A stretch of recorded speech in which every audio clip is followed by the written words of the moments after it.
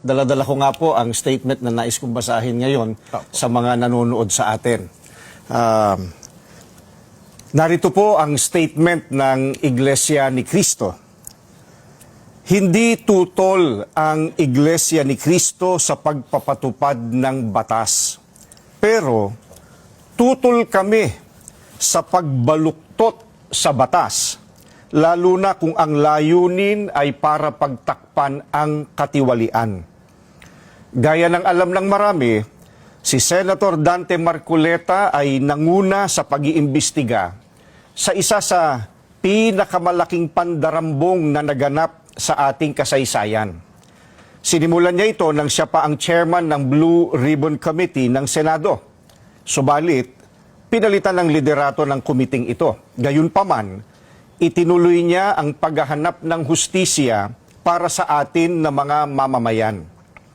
Ang ipinagtataka namin ay kung bakit siya na nagsusulong sa pag-expose ng mga sangkot sa napakalaking pagnanakaw sa Pilipinas ang kakasuhan at ipakukulong sa halip na ang mga na-expose. Ang ikinakaso kay Senator Marcoleta ay plunder na isang non-bailable crime. Sa makatwid, ipakukulong siya at hindi pwedeng magpiyansa hanggang hindi natatapos ang pagliliti sa kanya. Sa madaling salita, ay hindi na niya maitutuloy ang paglalantad o pag-expose sa mga sangkot sa pandarambong na naganap. Pero, paanong naging plunder ang pagtanggap ng campaign donation o campaign contribution? Hindi naman galing sa kabangyaman ng Pilipinas ang tinanggap niyang donation mula sa mga sumuporta sa kanyang pagkandidato bilang senador.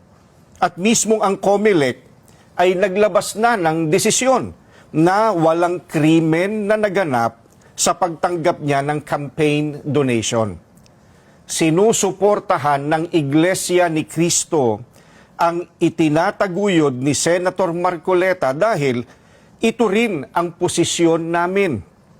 Nananawagan kami para sa transparency, accountability, justice, and peace.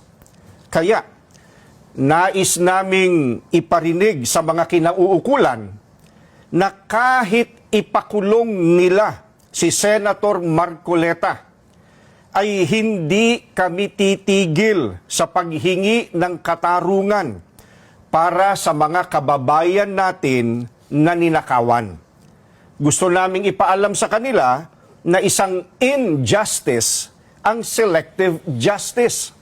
At hindi kami mananahimik sa harap nitong napakalaking pagyurak sa katarungan na hinihingi ng ating mga kababayan. Yan po ang statement ng Iglesia ni Cristo.